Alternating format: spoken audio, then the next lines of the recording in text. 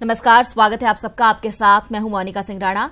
Bulletin की शुरुआत आज की बड़ी खबर के साथ। नोएडा के सेक्टर 137 स्थित पैरामाउंट सोसाइटी में जनपैक्ट के असिस्टेंट वाइस प्रेसिडेंट स्वरूप राज ने खुदकुशी कर ली है।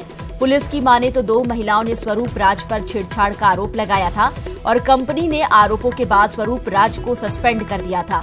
इतना ही नहीं, जांच के बाद स्वरूप राज को नौकरी से निकालने का कंपनी ने महिलाओं को आश्वासन दिया था। माना जा रहा है कि इस कार्रवाई से दुखी होकर स्वरूप राज ने अपने ही फ्लैट में सुसाइड कर लिया। जांच में सुसाइड नोट मिला है जिसमें उन्होंने खुद को निर्दोष बताया है। अब इस मामले में जांच जारी और अन्य सबूतों की तलाश हो रही है। स्वरूप राज नाम का एक व्यक्ति हैं जो जनपैक्ट कंपनी में बड़ी सीनियर पोस्ट पे काम करते थे। अभी कुछ दिन पहले उन्हें उनकी कंपनी से सेक्सुअल असॉल्ट के आरोप के आधार पर उन्हें कंपनी से निकाल दिया गया था और कल मॉर्निंग में हमें पुलिस को सूचना मिली कि उनके द्वारा अपने ही घर में सुसाइड कर लिया गया है। जैसे ही सूचना मिली तत्काल पुलिस मौके पर पहुंची, बॉडी का पंचायतनामा करा के पोस्टमार्टम के लिए बॉडी को भिजवाया। इसमें आगे की वैधानिक कार्रवाई की जा रही है। ने कुछ बोल दिया, आपने इतना जो 11-12 साल से आपकी कंपनी में काम कर रहा है, उसकी आपको पता है कि उसकी क्या रेपुटेशन है। वो तो अपनी इज्जत के मारे ही मर गया। उसने अपनी बहन को चिट्ठी लिखी कि even if I come out clean, I won't be able to face anyone। यहाँ पर मौके पर कोई नहीं था घर में अंदर? कोई नहीं था। ऑफिस वालों ने एक यहाँ पे लेटर ऑफिस का था, सस्पेंशन लेटर, जिसमें लिखा कि आप लैपटॉप दे दीजिए, अपना सब सामान दे दीजिए, कार्ड दे दीजिए और आपको आना नहीं है। घर से भी काम नहीं करना, आप कहीं और भी काम नहीं कर सकते। बच्ची ये नहीं सोचा वो उसका परिवार, उसके पूरे माँ बाप, वाइफ, परिवार कैसे चलेगा। एक दिन में कोई इन्वेस्टिगेशन नहीं, कुछ नहीं। एक दिन में आपने झटका दिया, आपने आकर के उसको पता ही नहीं। कम से कम उसके परिवार किसी को कुछ मालूम होता, उसको सहारा मिल जाता, तो वो ये नहीं करता। स्वरूप राज की पत्नी कृति हमारे साथ हैं, जो उनके साथ ही वहाँ कंपनी में काम करती थी। उनसे जानते हैं कि किस तरह का मामला था, क्या इनके संज्ञान में था या नहीं था। क्या आपको कुछ बताया था उन्होंने? नहीं, कुछ भी नहीं। मेरी उनसे इस बारे में कोई बात नहीं हुई। And till Monday I think he was completely fine and he was unaware कि ऐसा कुछ भी है। ट्यूसडे मैं सुबह ऑफिस, जब वो जल्दी चले गए, उन्हें जल्दी ऑफिस बुलाया था, आई थिंक उसी टाइम पर उन्हें बताया गया और वो लेटर दिया गया। फिर उन्होंने मुझसे बस कार कीज मंगवा के ही came to home and it happened. Company ने इस मामले में कोई जांच की पहले या नहीं की? कोई, मेरे ख्याल से उन्होंने कोई जांच नहीं की, क्योंकि अगर 1% भी करी होती तो कहीं ना कहीं मुझे उनका वो इम्पैक्ट उनके अंदर दिखता, वो मुझे बताते। ऐसी कोई चीज नहीं है जो उन्होंने मुझसे छुपाई हो। अगर पुलिस में शिकायत कर रहे हैं तो किनको दोषी मानती हैं, किनके खिलाफ शिकायत? मैं जानना चाहती हूँ कि किस बेसिस पर उन्होंने उन एलिगेशंस को सच मानते हुए वो लेटर दिया है। Do they have any kind of evidences, messages, videos, anything like that? Then they should come up and say yes we have. I don't think so they have. तो कंप्लेंट में आप किन-किन लोगों को उन दोनों लड़कियों को जिन्होंने जिस बेसिस पे उन्होंने हैरेसमेंट किए का केस लगाया है, तो वो बेसिस मुझे देखने। अभी do you have anything like that? उन दोनों को, and specially the people those who are involved with his letter, जिन्होंने वो लेटर पब्लिश करवाया स्वरूप के अगेंस्ट। आप की खुद लव मैरिज थी, इतना टाइम से साथ में थे, कभी इस तरह की कोई बात, आखिर किस तरह से लोगों ने इस तरह से एलिगेशन लगाया? जितना मैं स्वरूप को जानती हूँ, ही इज अ पर्सन, हमें 2 साल हो गए शादी करे हुए, वो इन चीज़ों से चिढ़ते थे। He used to hate it. हम अगर कभी क्राइम पेट्रोल भी देखते थे, उसमें कुछ वो ऐसा देख लेते थे तो कहते थे यार इसको तो और गंदी सजा मिलनी चाहिए, इस लड़की के साथ ही कैसे हुआ है। I don't think so he can do it, he can never do it. 11 साल के प्रोफेशन में जिसके ऊपर एक बार एलिगेशन ही, उनका बैकग्राउंड चेक करवा लें, कहीं से लेके कहीं तक कुछ भी उनके अगेंस्ट नहीं होगा। He has been loved by everyone, he can never do it, can never do it. तो खुद कृति बता रही हैं कि ऐसा कभी भी वो नहीं कर सकते थे, और जिस तरह का जो मामला है उसके बाद में कंप्लेंट करने जा रही हैं और जो दोषी हैं उनके खिलाफ सजा की भी बात कर रही हैं कि उनको न्याय मिले। कुणाल जायसवाल, न्यूज़ 18 उत्तर प्रदेश, नोएडा।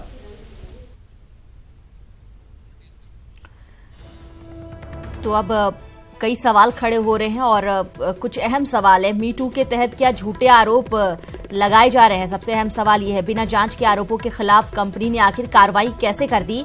आरोप अगर गलत साबित होने पर क्या कार्रवाई होती है? क्या कानून वाकई सबके हित की रक्षा के लिए हो रहे हैं, बनाए जा रहे हैं? स्वरूप की आत्महत्या के लिए जिम्मेदार कौन है? कंपनी ने पूरे मामले की सही तरीके से जांच नहीं की और सस्पेंशन लेटर दे दिया गया। उसके बाद ये भी कहा गया कि अगर वो दोषी पाए जाएंगे तो उन्हें कंपनी से निकाल भी दिया जाएगा। और इतना प्रेशर स्वरूप झेल नहीं पाए, बर्दाश्त नहीं कर पाए और आखिरकार उन्होंने अपने अंतिम पलों में कुछ चंद लाइनें लिखी और उसके बाद सुसाइड कर लिया। कुणाल हमारे साथ जुड़ चुके हैं इस वक्त लाइव। कुणाल, इस पूरे मामले में सबसे अहम सवाल जो उठ रहा है कि कुछ कानून है जिसका दुरुपयोग क्या किया जा रहा है, क्या उसकी वजह से इस तरह की घटनाएं हो रही हैं, इस पर भी हम चर्चा करेंगे। लेकिन फिलहाल बताइए कि इस आत्महत्या के मामले में अब तक पुलिस ने क्या कार्रवाई की है, किस तरह की और बातें निकलकर सामने आई हैं?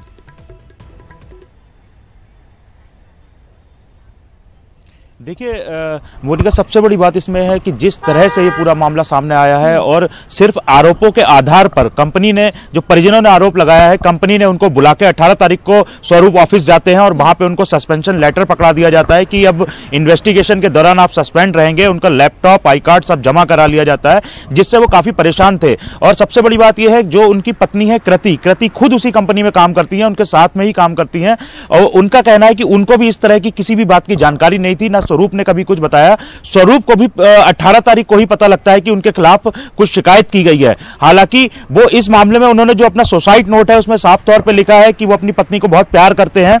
जिस तरह से पूरा मामला हुआ, अगर वो निर्दोष भी हो जाएंगे तब जब वो ऑफिस जाएंगे तो लोग उन्हें शक की निगाह से देखेंगे, जिसको वो बर्दाश्त नहीं कर सकते और मजबूरी के चलते ये कदम उठाया जा रहा है। लेकिन आत्महत्या के बाद अब तमाम सवाल उठ रहे हैं कि कंपनी ने क्या सस्पेंशन कर दिया, उससे पहले कोई जांच की थी, या सस्पेंशन कर दिया उसके बाद अब जांच करनी थी। तो ऐसे कई पहलू हैं इस मामले में। जब पुलिस से बात की गई, पुलिस को अभी कोई कंप्लेंट नहीं मिली है। जो कृति का साफ कहना है, जो स्वरूप के भाई हैं उन्होंने भी कहा है कि वो अब कंप्लेंट लेके जा रहे हैं पुलिस के पास में, उसके बाद वो दर्ज कराएंगे उन लोगों के खिलाफ जिन्होंने आरोप लगाए हैं, तो किस बिहाफ पे लगाए हैं, और साथ ही साथ कंपनी के जो है उससे पूरा स्पष्टीकरण मांगा जाएगा। पुलिस भी इंतजार कर रही है उनकी कंप्लेंट का। जब कंप्लेंट उनको मिल जाएगी उसके बाद वो जाके कंपनी में पूछताछ करेंगे, फिर जांच करेंगे कि क्या आरोप थे, सत्यता क्या है और जो कार्रवाई की गई थी कंपनी की तरफ से वो सही है या नहीं है। अब तक जो भी दोषी सामने आएंगे तब कभी। देखिए, इतना बड़ा मामला होने के बाद अभी तक कंपनी की तरफ से कोई पक्ष सामने नहीं आया है, कोई भी बोलने को तैयार नहीं है कि आखिर पूरा मामला था क्या। कहीं ना कहीं पूरा मामला गोलमोल करके कंपनी की तरफ से रखा जा रहा है कि इतना बड़ा मामला होने के बावजूद भी अभी तक किसी भी तरह का कोई बयान नहीं आता है और सारा का सारा मामला अब सिर्फ उस कंप्लेंट के ऊपर है, जो कंप्लेंट ये फाइल कराने जा रहे हैं। कंप्लेंट फाइल होने के बाद में पुलिस इन्वेस्टिगेट करेगी, इन्वेस्टिगेट करने के बाद फिर इस मामले में क्या होता है वो सामने निकल के आएगा।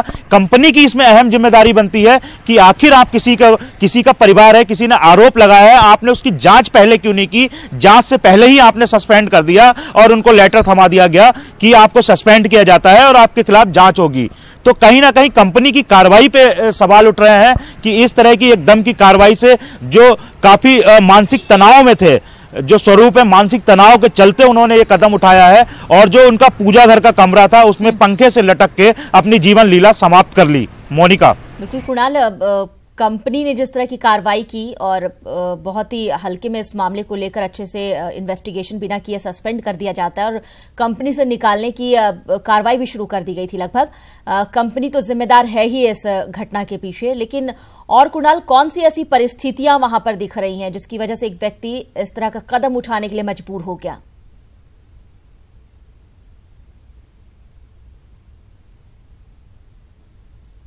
कि इनकी एक लव मैरिज है और पिछले काफी टाइम से वो भी स्वरूप को जानती हैं कि इस तरह का कभी भी कोई भी उनके व्यवहार में कभी भी कुछ देखने को नहीं मिला। यहाँ पे अड़ोसी पड़ोसी भी आए थे, उनसे भी बात की तो एक बहुत जो व्यवहार कुशल थे और सबसे अच्छे से मिलते थे। लेकिन इस तरह का जो कदम उठाया है उससे कहीं ना कहीं ये देखने वाली बात है कि अगर सिर्फ कंप्लेंट हुई है और कंप्लेंट के बाद तुरंत दबाव में यह फैसला ले लिया गया है तो आखिर वो क्यों फैसला लिया गया, क्यों उसका सही तरीके से। क्योंकि कृति ने बताया है कि अगर इस तरह का कोई मामला कंपनी के अंदर आता है तो कंपनी में बाकायदा उसके लिए जो सेल बना हुआ है और एक बंद कमरे में पूछताछ होती है आमने सामने।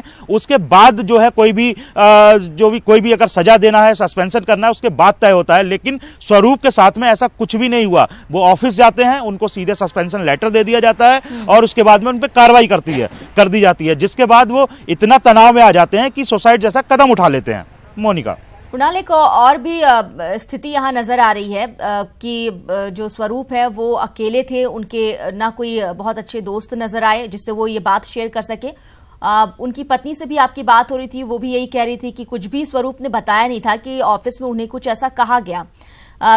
इसके पीछे की वजह क्या है? अगर वो किसी शेयर करते, अपना दर्द बांटते तो शायद ऐसी स्थिति नहीं होती, उन्हें सुसाइड नहीं करना पड़ता।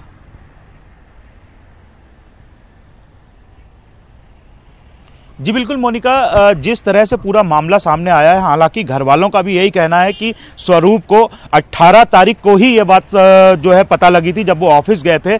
उससे पहले कंपनी ने क्या कहा, स्वरूप को कितना पता था, ये सारी की सारी जो चीजें निकल के आएंगी सब अंडर इन्वेस्टिगेशन है। जब पुलिस को इस मामले की जो कंप्लेंट मिल जाएगी उसके बाद जो केस रजिस्टर्ड होगा, फिर इन्वेस्टिगेशन, जो हमारी एसएसपी से बात हुई थी उन्होंने कहा जो इन्वेस्टिगेशन है उसके बाद शुरू होगी, कंपनी में जाके पूछताछ होगी आखिर ये मामला कब हुआ था, कब आरोप लगाए गए थे, ये आरोप तुरंत लगाए गए थे या आरोप पुराने थे, और इसकी जानकारी किस तरह से दी गई थी, इससे पहले कोई जांच हुई थी या नहीं हुई थी, ये सारी की सारी बातें पुलिस की इन्वेस्टिगेशन में निकल के आएंगी। और जो पुलिस की इन्वेस्टिगेशन है वो फिलहाल अभी शुरू नहीं हुई है, वो इंतजार कर रही है कंप्लेंट का। अभी हमारी घर वालों से बात हुई थी, वो लोग एप्लीकेशन ड्राफ्ट कर रहे हैं, उसके बाद में जाके पुलिस में रजिस्टर्ड कराएंगे, उसके बाद पुलिस का काम शुरू होगा, तब जाके इन्वेस्टिगेशन में निकल के आएगा कि आखिर ये आरोप कब लगे थे, इन आरोपों के बाद में कोई जांच हुई थी या नहीं हुई थी, या सीधे कार्रवाई कर दी गई, कोई दोषी इसके पीछे है या नहीं है, और अगर दोषी है तो उसके खिलाफ क्या मामला बनता है, वो किन धाराओं में फिर मुकदमा लिखा जाएगा, क्या दोष सिद्ध होगा, ये सब इन्वेस्टिगेशन के बाद सामने आएगा। कुणाल, लेकिन एक बात और भी यहाँ देखने को मिल रही है कि इस तरह के आरोप जब किसी पर लगते हैं तो भले उस पर दोष साबित हो ना हो, सिद्ध हो ना हो, उससे पहले ही समाज दोषी मानने लगता है, शक की नजरों से देखने लगता है, और यही लगता है जो पीड़ित हो या जिस पर यह आरोप लग रहा हो कि ना समाज का साथ मिलेगा, ना परिवार का साथ मिलेगा। क्या ये एक बड़ी वजह है इस तरह के कदम उठाने के पीछे?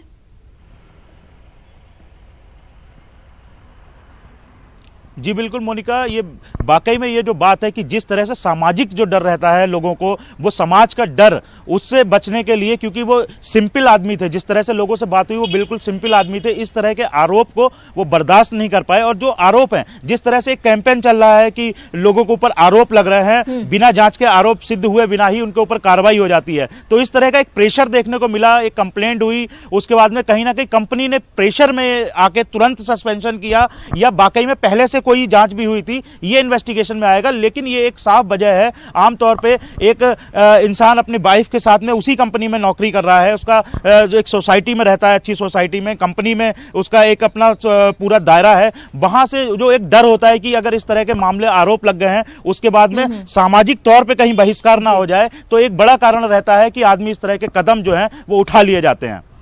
बहुत बहुत शुक्रिया कुणाल इस तमाम जानकारी के लिए। तो कई अहम सवाल इस घटना ने और स्वरूप ने जिस तरह से कदम उठा दिए हैं, और वो सवाल आपके सामने है इस वक्त। मीटू ने क्या मार डाला, जनपैक्ट के असिस्टेंट वाइस प्रेसिडेंट ने सुसाइड किया, उसके बाद ये कुछ अहम सवाल है। कानून आखिर किसके लिए है?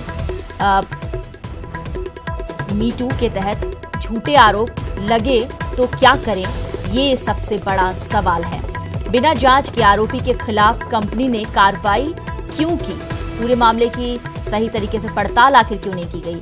आरोप गलत साबित होने पर क्या कार्रवाई होनी चाहिए? क्या कानून वाकई सबके हित की रक्षा के लिए है? ये सबसे अहम बात, क्योंकि जिस तरह से स्वरूप ने आत्महत्या की है, आखिर इसकी जिम्मेदारी कौन लेगा? कौन है इसके पीछे जिम्मेदार? वो कंपनी जिसने इस पूरे मामले की सही तरीके से जांच नहीं की।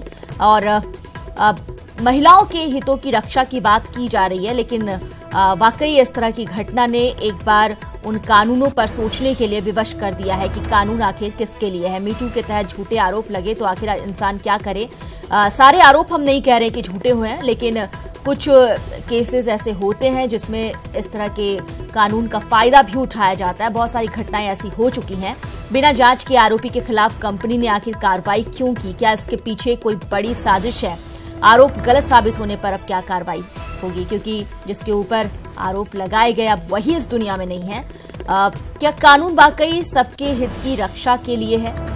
अगर सबके हित की रक्षा के लिए कानून हो तो फिर इस तरह की घटनाएं नहीं होंगी, और समाज और परिवार को भी अपनी जिम्मेदारी तय करने की जरूरत है।